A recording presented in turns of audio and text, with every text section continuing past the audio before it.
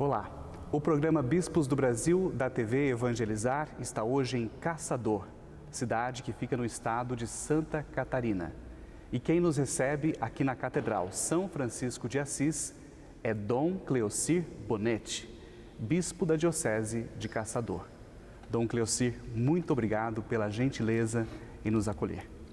Olá, Everton. Para nós é uma alegria poder acolher você, a equipe da TV Evangelizar, para este programa muito importante, Bispos do Brasil. A nossa diocese acolhe você com muito carinho, com muito afeto e, é claro, saudamos também a todo o povo de Deus que nos acompanha neste programa. Que bom, Dom Cleocir. O senhor é um dos bispos mais altos do episcopado brasileiro, não? Em tamanho. Sim, até na reunião que nós tivemos na CNBB, a gente foi se dando conta, né, na nossa assembleia que tivemos em Aparecida, que sim, estamos aí entre os mais altos do episcopado brasileiro. Qual a altura? Tem 1,93 m. Além dos mais altos, está entre os mais jovens também. Isso, eu tenho 50 anos de idade, nasci no dia 7 de agosto de 1972. Quando eu fui escolhido pelo Papa Francisco e pela Igreja para ser bispo, eu tinha 49 anos de idade. E há um fator muito positivo em nomeações de jovens bispos. Sim, eu acredito que o Papa Francisco tem adotado também uma prática da escolha de bispos mais jovens. E eu acredito que isso seja de grande importância, até porque a própria dinâmica do trabalho, a motivação, então tudo isso ajuda. Fazer visitas pastorais, ir ao encontro das pessoas. Então o fato da idade, o fato de ainda ter um grande impulso vocacional no ministério, tanto presbiteral quanto episcopal, fortalece sim a nossa missão. É claro, com todo respeito àqueles que são nomeados com mais idade, mas é um fator sim, Everton, que ajuda.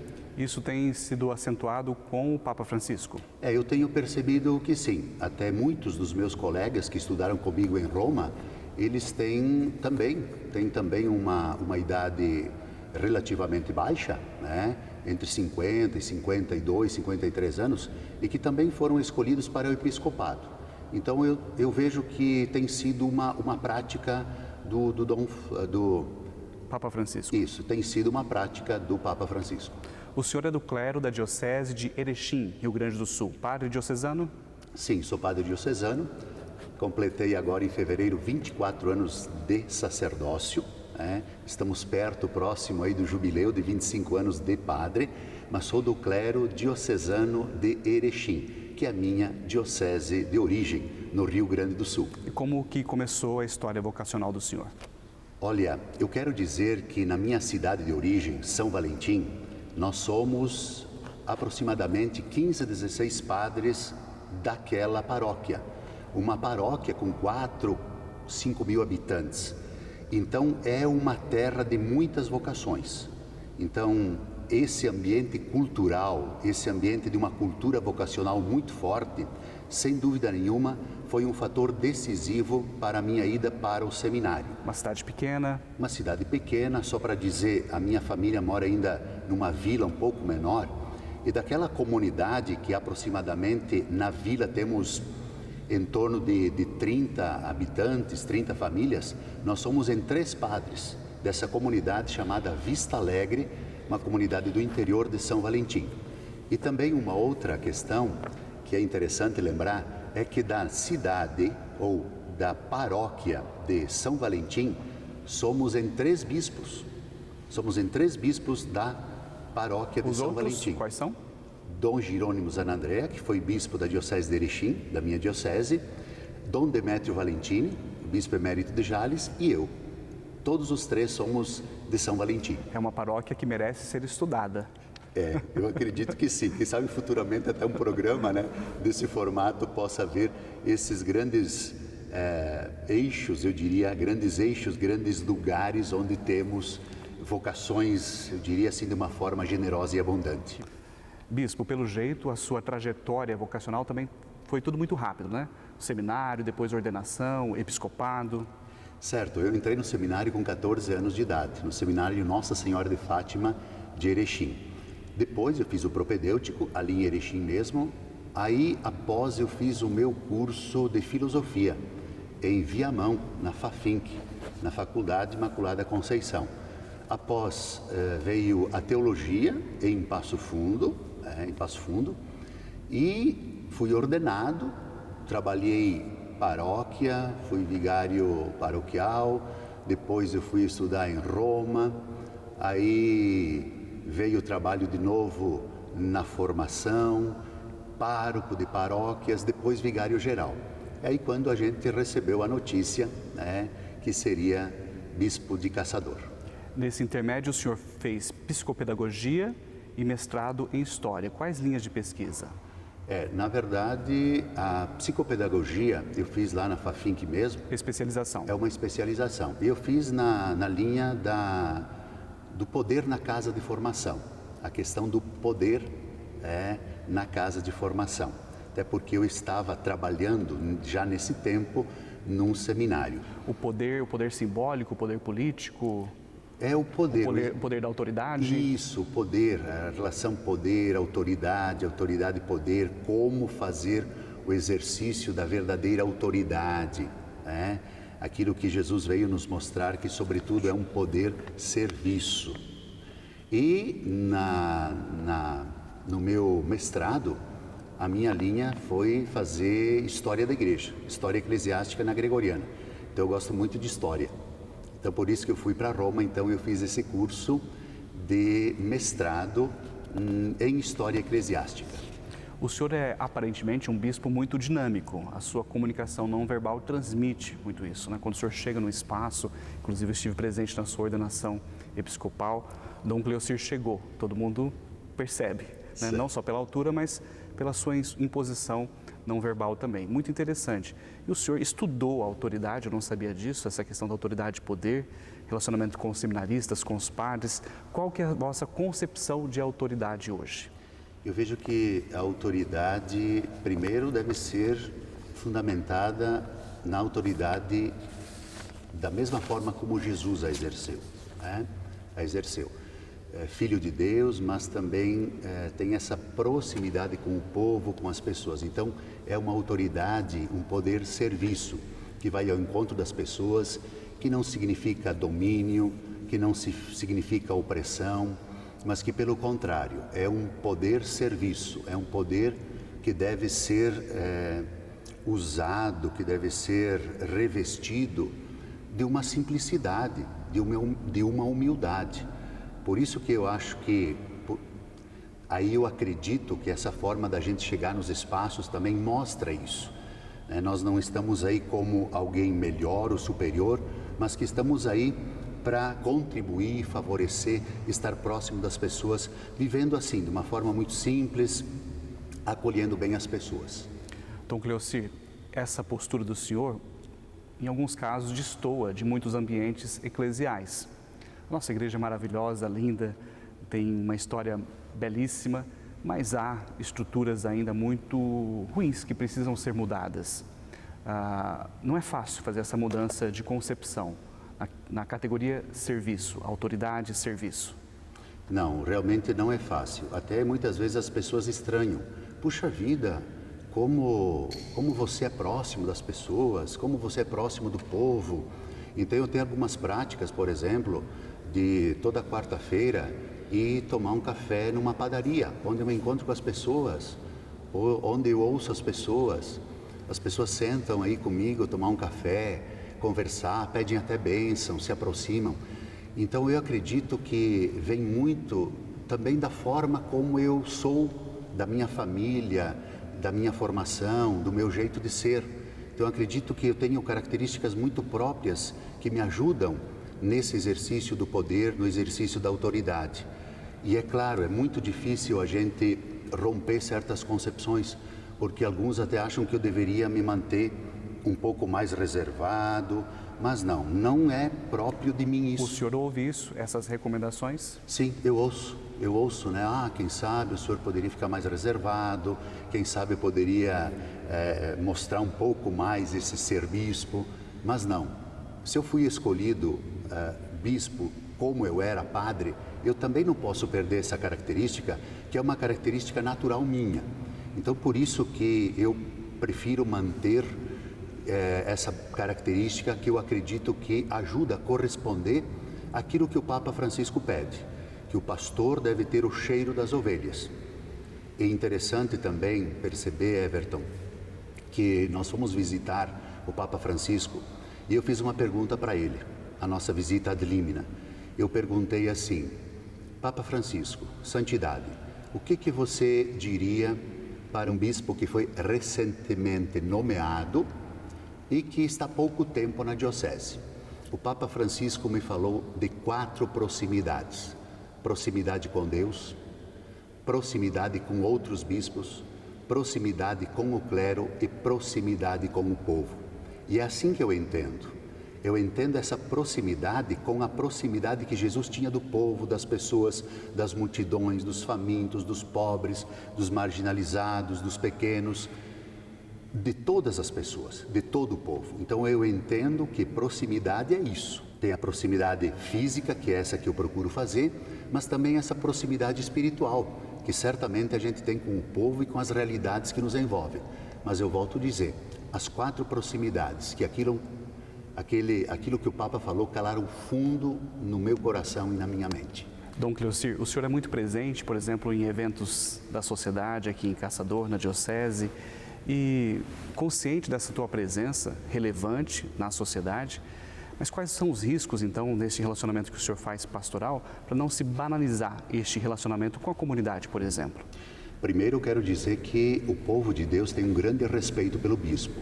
Aqui também as autoridades, o pessoal da indústria, do comércio, dos sindicatos, das organizações vivas da sociedade. Então a gente percebe esse profundo respeito e querem ouvir o que o bispo tem a falar, querem ouvir o que o bispo tem a dizer. E aqui é que está algo interessante. A partir da nossa fala, a partir daquilo que a gente diz, do uso da palavra, é que as pessoas também vão sentindo a firmeza, vão sentindo que as coisas estão sendo bem conduzidas, bem orientadas. Então, acredito que são nesses momentos que exigem mais do bispo, essa presença como autoridade, que nós vamos também pautando e demonstrando que nós estamos aí, sim, estamos juntos, mas também temos o compromisso de mantermos essa perspectiva, essa dinâmica do bom exercício do ministério episcopal. Excelente. História da Igreja, o senhor estudou em Roma? Sim, eu estudei em Roma, na Universidade Gregoriana. Então, permaneci ali quase 4 anos, fiz o mestrado. Também fiz bens culturais da igreja, que era uma das exigências também para termos acesso ao mestrado. E qual o foco da pesquisa? O foco da pesquisa foi o regime do padroado. Esse foi o meu trabalho, né? No Brasil? O padroado no Brasil. Esse foi o enfoque dado pela minha tese. Poderia explicar um pouquinho para o nosso povo também o que foi o padroado? Isso, eu gostaria de lembrar que eu estudei também profundamente as raízes do padroado, que remontam lá àquilo que era na Roma Antiga, o pater familias, e fui até desenvolvendo, até nós termos aqui a primeira diocese em 1551, São Salvador da Bahia. A Primaz. A Primaz, isso. Então foi um trabalho bastante focado também na questão da origem do padroado, desde o termo padroado e sobretudo quando nós quando tivemos a invasão germânica, né, dentro do Império Romano, a gente percebeu aí que muitos dos povos germânicos tinham esse regime como que de padroado, onde nós tínhamos as igrejas particulares do senhor feudal.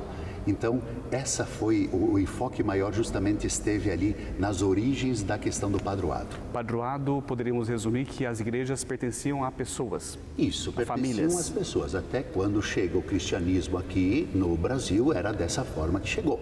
Chegou através da coroa portuguesa. E para mudar essa concepção foi um processo longo também. Porque a gente sabe que a relação porque no fundo, Everton, entra a discussão da relação entre igreja e Estado. A igreja e Estado. Então, desde sempre, a gente vem percebendo, e que é sempre atual, esse tema da relação entre igreja e Estado e igreja. E que em muito no Brasil nós tivemos isso, né? E é sempre um elemento que gera muita discussão, que gera muita reflexão. Sim. E nós temos que aprender muita coisa da história para entender a concepção do presente, porque tem muita gente que confunde ainda essa relação sadia entre igreja e Estado, não? Claro, nós tivemos no tempo do Império Romano, né, que num determinado momento aí houve essa aliança, eu diria até profunda, né, ali no século IV, início do século IV, quando igreja e Estado praticamente se tornam uma coisa só. E aí as coisas se confundem, né? Então a autonomia de cada um acabou sendo confundida. Então nós realmente podemos dizer que essa relação ela deve ser muito bem refletida, muito bem estudada, até porque isso determina o quanto cada instituição é independente da outra. Dom Cleocir, interessante essa temática porque é campo de estudo do senhor na academia e gostaria de saber da sua opinião sobre o tecido social hoje na Igreja do Brasil, por exemplo. Essa relação igreja e Estado tem sido muito ferida nas relações nacionais, estaduais, municipais. Há muita realidade com erros diplomáticos entre as duas partes. Qual que é a vossa opinião sobre isso? Então nós percebemos que ao longo da história também nós tivemos relações, ora, muito transparentes, onde se evidenciava o poder eclesial, o poder da igreja e o poder do Estado.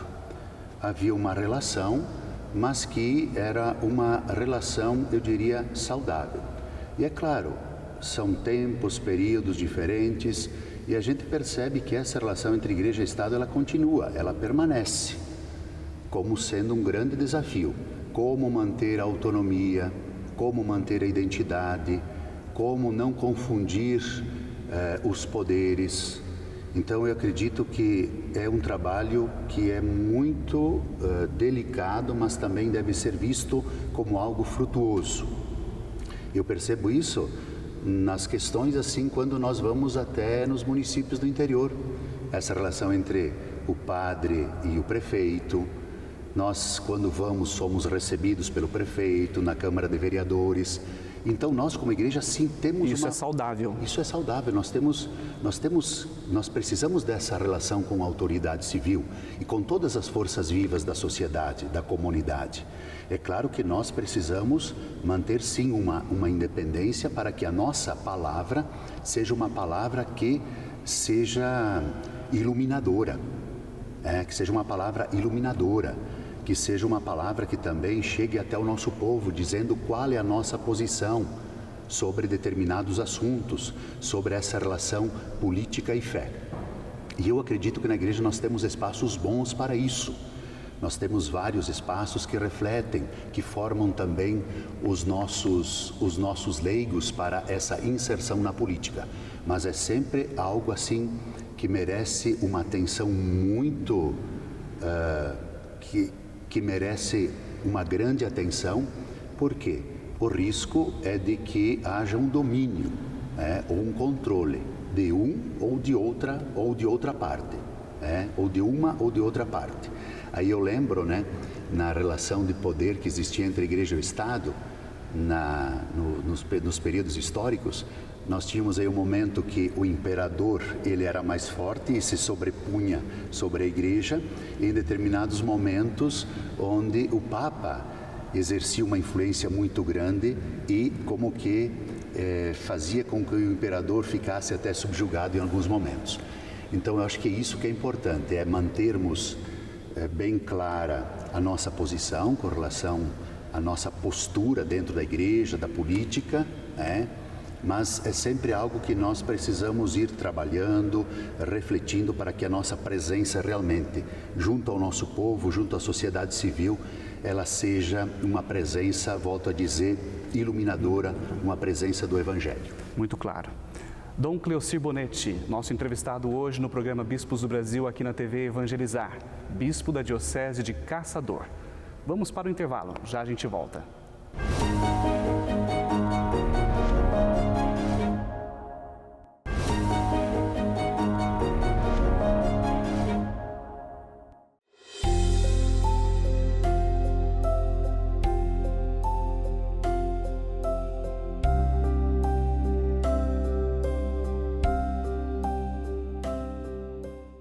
Dom Cleocir Bonetti, bispo da Diocese de Caçador, estado de Santa Catarina. Estamos aqui na Catedral São Francisco de Assis, uma catedral linda, maravilhosa.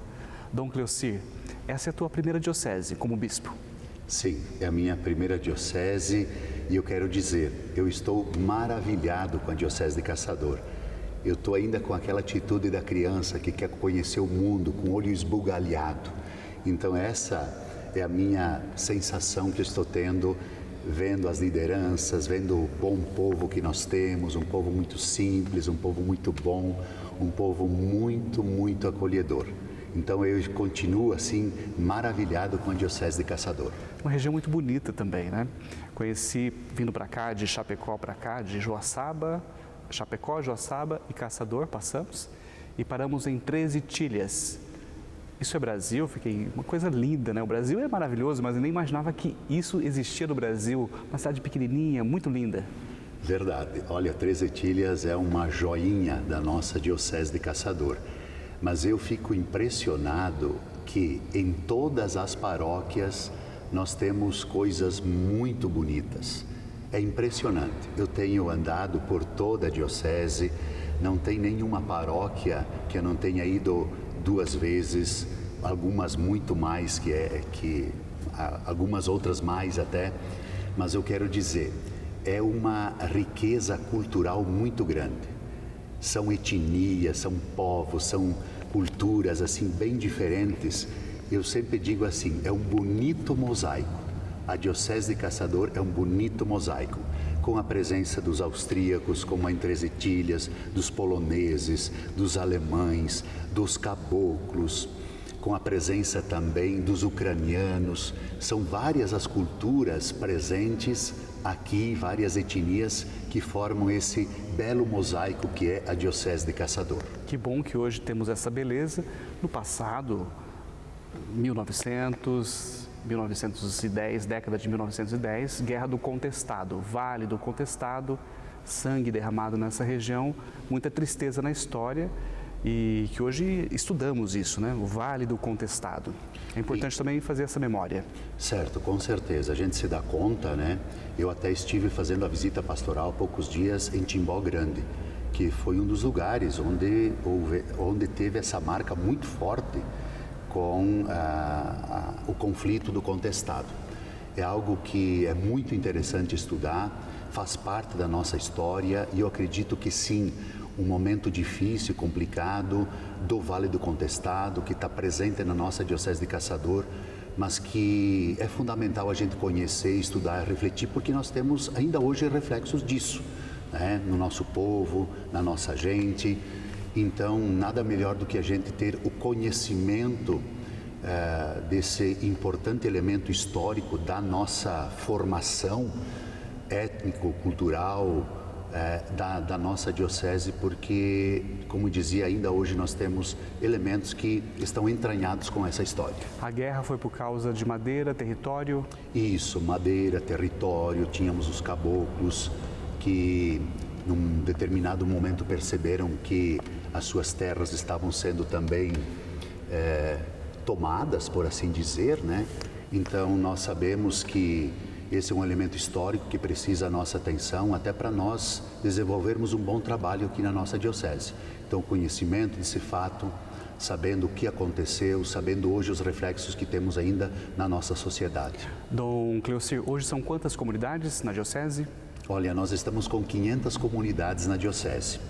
E esses dias, então, eu dei início à visita pastoral. Quero visitar todas essas 500 comunidades até o ano de 2025, que é o ano do jubileu. Então, esse é o meu projeto de visitar todas as comunidades, das maiores às menores, de toda a nossa Diocese de Caçador. E visita pastoral significa não só da igreja, visitar também a sociedade, prefeitura, unidade de saúde, creches. Isso significa nós entrarmos em contato com as autoridades do município, com instituições do município, de nós marcarmos essa presença também como autoridade, mas marcarmos também a nossa presença como alguém que está próximo e veio para somar, e veio para dizer, olha, estamos caminhando juntos. Até porque eu digo, sozinhos nós podemos ir mais rápido, mas juntos nós vamos mais longe. Dom Cleoci, região muito bonita, como já falamos, mas as estradas aqui, as rodovias não são muito boas, né? Há uma preocupação também com o bispo, rodando essas comunidades, visitando, o senhor tem que tomar cuidado na estrada. É verdade, olha, nós temos aqui, estamos praticamente no centro, de onde liga a 116 e a 153. Então esses dois trajetos aí, eles estão assim em condições muito difíceis de tráfego. Realmente a gente tem que cuidar porque nós estamos na estrada direto e tivemos aí algumas complicações com pneus furados, alguns outros danos também. Já passou por isso? Já passei por isso. Então, realmente, para nós, o acesso aqui a Caçador ainda está complicado, sobretudo no que diz respeito a essas duas vias que chegam a 153 e a 116. O senhor já iniciou as visitas pastorais e vocês também estão aqui em processo de assembleia. Sim, iniciei já como esse projeto de visita pastoral nas 25 paróquias distribuídas em 23 municípios, como dizia, 500 comunidades, que até 2025 queremos visitá-las. Junto com isso, nós estamos também, dentro desse aspecto até sinodal da igreja, realizando a nossa Assembleia Diocesana, que teve um primeiro momento que foi feito, no final do ano que passou, e agora vamos dar os últimos encaminhamentos. Dom Cleoci, muitas dioceses estão aproveitando a escuta sinodal para remodelar o planejamento pastoral. Aqui também vocês aproveitaram esse período do sínodo? Sim, nós aproveitamos o sínodo proposto pelo Papa Francisco, fazendo as escutas, esse momento muito importante de escutarmos o povo de Deus da nossa diocese. Posso dizer que essa é a nossa matéria-prima para a nossa Assembleia e para as definições que vamos colocar no nosso plano diocesano da ação evangelizadora. Então, a matéria-prima, ela vem justamente das escutas que nós fizemos nos diversos grupos, movimentos pastorais e junto à sociedade civil que nós realizamos. O processo está em andamento, não queremos dar spoiler, né? Adiantar, mas o bispo tem em sua mente ali desejos pastorais, já intenções. O que o senhor planeja, o senhor, para essa diocese? O que o senhor imagina no campo pastoral que deve ser feito? Olha, um dos elementos que eu acredito que é um clamor muito grande é a formação permanente, tanto do clero, mas e sobretudo dos nossos agentes de pastoral, que clamam por formação. Então esse é um dos temas fundamentais que nós percebemos nas escutas e que também vamos promover. A dimensão da formação dos leigos, a questão ministerial, para estarmos buscando formas de irmos ao encontro do povo, mas de uma forma mais qualificada, de uma forma mais pensada, refletida, com propósitos que eles possam ser frutuosos nas bases das nossas comunidades.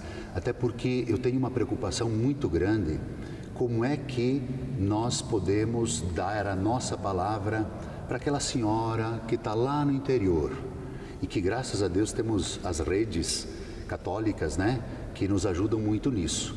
Mas o nosso propósito é que essa formação, ela não só chegue para os agentes, mas que ela possa tomar corpo em toda a nossa diocese, de uma forma capilar.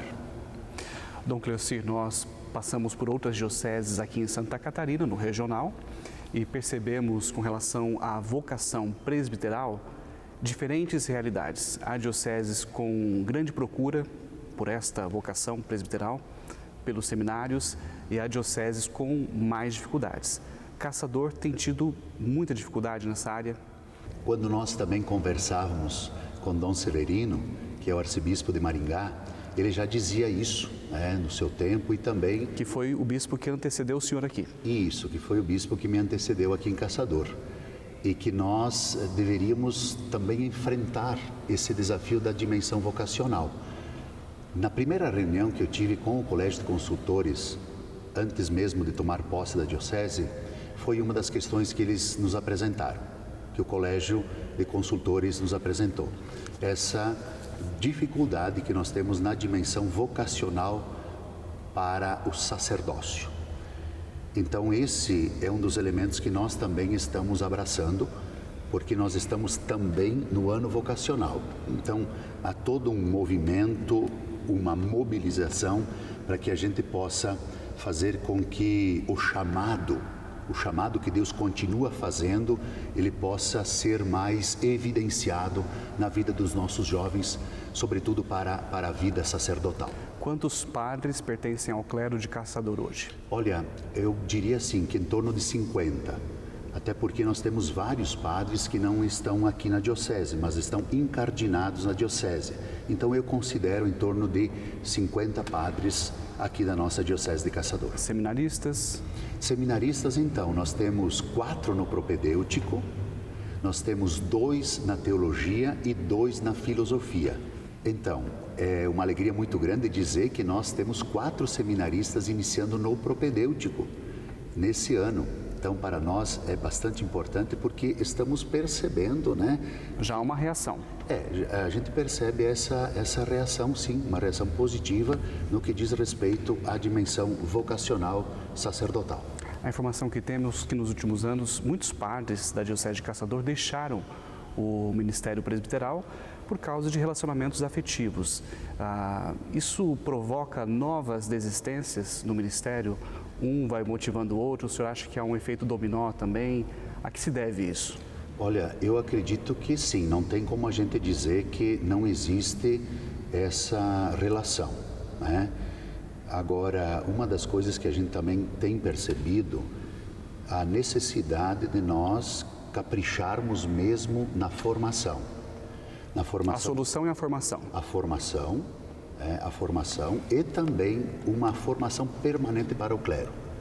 Nós temos a pastoral presbiteral que vem cuidando disso e a gente tem incentivado muito o trabalho, até porque eu fiz parte da Comissão Nacional de Presbíteros, fui representante dos presbíteros do Rio Grande do Sul e a gente sabe algumas dificuldades que nós temos com relação à dimensão afetiva, com relação à dimensão espiritual. Então, a centralidade nossa, no nosso trabalho, ela se dá justamente para nós irmos fortalecendo o ministério sacerdotal, daqueles que já são padres, mas e sobretudo cuidando daqueles que estão chegando agora, na dimensão espiritual, na dimensão humano-afetiva, para que realmente nós tenhamos pastores, né? Nós tenhamos padres, sacerdotes que possam levar adiante a sua missão. Felizes, conscientes. Isso, felizes, realizados, pregando e anunciando a boa nova. Então a gente percebe muito isso, a necessidade de uma formação permanente séria, de reforçarmos a espiritualidade. Então são elementos que eu acredito que são fundamentais para nós também levarmos adiante essa dimensão do cuidado com os padres. A crise vocacional não é só no clero, é de toda a sociedade. É uma crise no matrimônio, por exemplo. Todos os espaços da vocação estão em crise, né, bispo? A gente percebe uma fragilidade nesta realidade. As pessoas estão confusas, insatisfeitas, plenamente insatisfeitas. Isso perpassa também o ministério presbiteral, não? Sim, sem dúvida nenhuma. E nós vamos vendo, né, por noticiários e tudo mais, até fatos muito tristes com relação ao suicídio de padres. Tem aumentado isso. Tem aumentado, a questão das desistências, mas isso nos faz refletir. Eu gosto muito de uma expressão que está na Patris Corde, que é o meu lema também de ordenação, que é coragem criativa. José, o homem da coragem criativa. E eu acho que é o momento de nós também como igreja, como episcopado, mas também como bispo de Caçador, nós temos essa coragem criativa de afrontarmos esses problemas, de irmos ao encontro de soluções que possam ir sanando essas dificuldades que nós temos da desistência de padres e também da questão até triste dos suicídios. O senhor está com essa coragem criativa. Trago aqui o seu lema episcopal, com coração de pai. O senhor cita José, pai de Jesus, e com coração de pai. Isso move o seu ministério. Certo, é isso que move o meu ministério. Então a gente tem percebido também quando vai próximo das pessoas, das comunidades, nas visitas, esse exercício da paternidade. E eu sempre disse, olha, eu estou sendo pai há pouco tempo, é 1 ano e meio que eu sou bispo. Então eu estou aprendendo a ser pai. Mas eu me inspirei em São José. E também no documento que o Papa escreveu sobre São José, chamado Patris Corde, com coração de pai. Então a gente percebe em São José essa coragem criativa. Eu até cito um episódio, imaginem só, Maria grávida e José ali em Belém. Não são aceitos, não são acolhidos, nem nas casas, não tem hospitalidade. Onde é que vão? Vão num estábulo ou numa gruta, para dizermos de uma forma mais bonita. Eu fico imaginando, Everton, quanto trabalho, quanta dedicação para que José tornasse aquele lugar, o lugar mais cheio de vida e de esperança que essa humanidade já conheceu. Um estábulo, uma gruta que abrigava os animais. Então, coragem criativa. Ele que preparou, né? Ele que preparou. Ou seja, ele não sentou na beira do caminho, se desesperou, entrou em pânico, não. Coragem criativa, força de vontade, olhando para aquele espaço e percebendo aí que ele poderia sim ser o espaço onde nasceria o Redentor da humanidade. Dom Cleocir, momentos finais da nossa conversa aqui pela TV Evangelizar, a sua palavra ao seu povo de Deus e também a todo o Brasil. Bom, Everton, eu quero agradecer a você por essa bela entrevista, pela sua capacidade também, nas suas perguntas. Quero agradecer à TV Evangelizar por esse momento que proporciona um conhecimento maior do nosso episcopado brasileiro. E dizer ao querido povo de Deus da minha Diocese de Caçador que estou aqui e estou muito feliz. Difícil, sim, desafios grandes, sim, mas estou feliz e quero continuar essa missão aqui. E sempre faço esse pedido, me ajudem, colaborem com a gente, com a nossa missão, com o nosso trabalho. E uma mensagem também a todo o povo de Deus do nosso Brasil e por onde essa entrevista vai chegar. Nós queremos dizer, queremos evangelizar, queremos fazer com que o nosso ministério episcopal ele seja frutuoso. Então, que a gente possa caminhar juntos, é o grande pedido do Papa, através do Sínodo. Então, que a gente possa caminhar juntos, um do lado do outro, na alegria do Evangelho. Isso que eu sempre lembro. O Papa Francisco vai dizer, um cristão não pode ser triste. Então, é nessa perspectiva que nós queremos evangelizar, até porque nós queremos anunciar a boa nova. E boa nova é alegria, é felicidade, é unidade, é comunhão, é participação, é vida e é esperança. Então, um grande abraço, vamos todos juntos nessa caminhada de evangelização, sendo discípulos e discípulas do Mestre Jesus Cristo. E que Deus vos abençoe. A sua bênção. E eu quero também invocar a bênção sobre todos os que estão acompanhando esse programa, para que aqui, desta Catedral São Francisco de Assis, o nosso padroeiro, o Senhor Deus vos proteja, vos ilumine, vos abençoe, vos torne firmes na missão. Em nome do Pai, do Filho e do Espírito Santo. Amém. Dom Cleocir Bonetti, bispo da Diocese de Caçador, Santa Catarina. Caçador, vocês têm um grande bispo. Obrigado mais uma vez pela gentileza de nos atender aqui na Catedral São Francisco de Assis. E a você que nos acompanhou aqui nesse programa, está convidado a assistir novamente essa entrevista e todas as entrevistas do programa Bispos do Brasil. Elas estão disponíveis no nosso canal no YouTube, TV Evangelizar. Até a próxima!